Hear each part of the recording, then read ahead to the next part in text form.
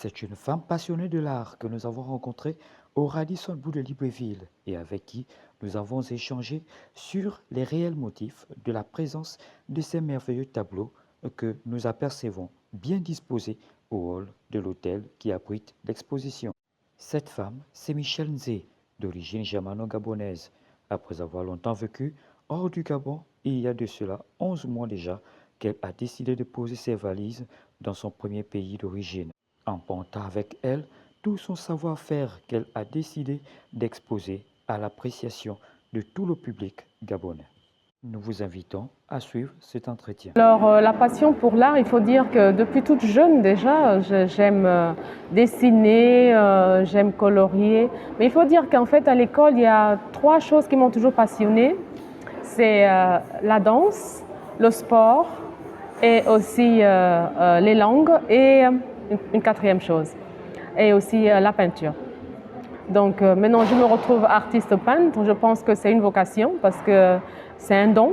Et j'ai commencé à faire l'art au Niger, à Niamey, en 97. Et puis, du coup, j'ai basculé automatiquement aussi dans le business. Et je suis sur Radisson Blu. C'est ma première grande exposition depuis mon retour au Gabon.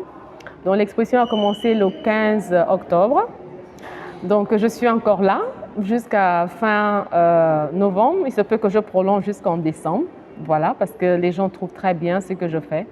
Et je veux dire, pour exposer ici, ça n'a pas été facile, sincèrement. J'ai écrit 107 courriers et j'ai donné 77 courriers avec accusé de réception et j'étais déjà un peu désespérée dessus. Et bon, par la grâce de Dieu, donc j'ai eu un appel. Donc les sponsors que j'ai eus sont le président de la Cour constitutionnelle qui m'a sponsorisé. Après, j'ai eu le cabinet de la Première Dame. Je trouve ça très intéressant et j'oublie pas que les flyers et tout le reste qui a été fait, ça a été fait aussi par Skylight. Je trouve ça très intéressant parce que ici c'est très payant, c'est vraiment très coûteux. C'est pas tous les artistes qui ont la possibilité d'écrire autant de courriers.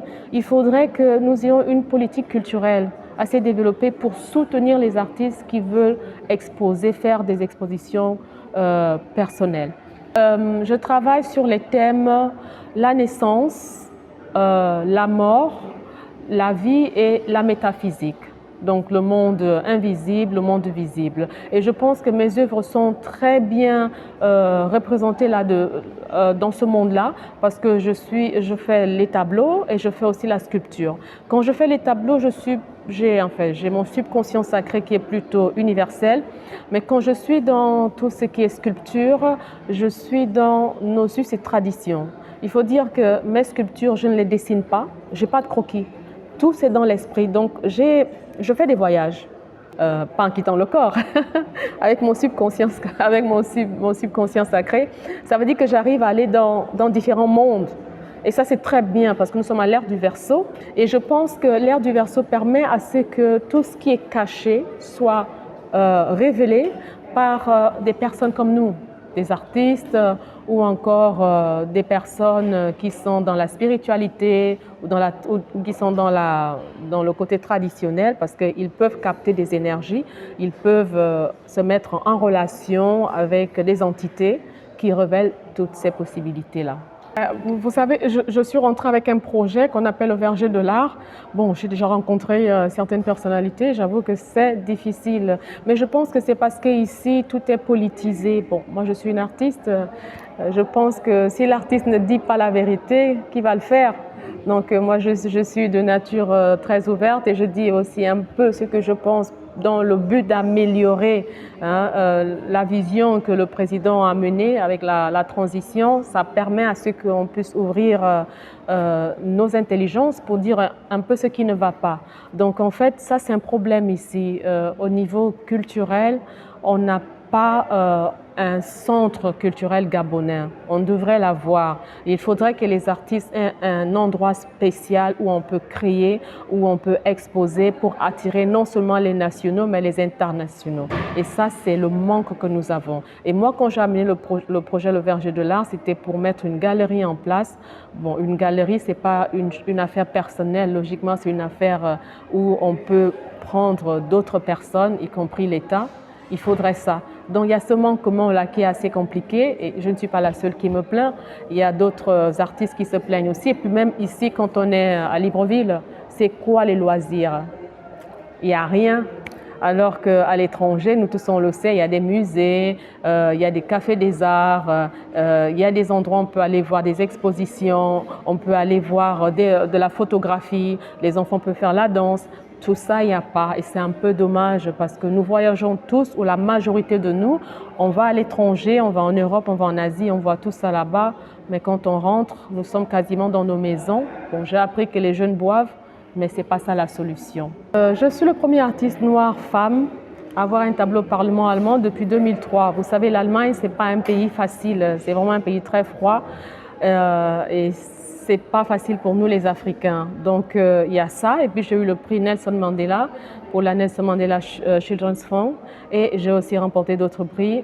Je veux dire que d'abord pour les femmes, les jeunes filles, les femmes qui ont la fibre artistique, qui ont le don de peindre, de dessiner, il faut continuer parce que c'est un métier noble, vraiment c'est un métier divin et ça nourrit une famille. Tous les voyages que j'ai faits, c'est à cause de ces peintures-là, c'est pas à cause d'autre chose. Donc il faut vraiment continuer à peindre, à colorier et en faire un métier.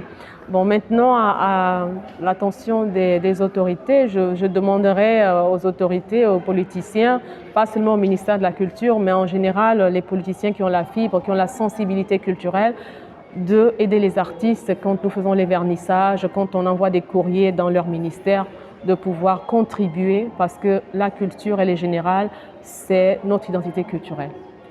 Et cette admiratrice ne cache pas ses sentiments à l'endroit des tableaux de Michel qu'elle a décidé de nous partager. Son admiration pour ces merveilleux tableaux. Elle a un don, en fait, dans son art. Elle a un don céleste et on ressent, en fait, dans ces tableaux quelque chose de puissant, en fait. Quelque chose de puissant qui se relie à notre culture gabonaise. Il faut pousser ce genre d'artistes. Au Gabon, on en a besoin. Hein. Il faut comme on dit, il faut les soulever, il faut les pousser à se faire connaître dans le pays et aussi dans le monde. Hein. Parce que des artistes comme ça, on n'en a pas beaucoup en fait. Ce ne sont donc pas des talents qui manquent à ce merveilleux pays. Seul problème, aucune véritable politique d'accompagnement de ces talents qui, pourtant, à leur manière, participent au développement du Gabon.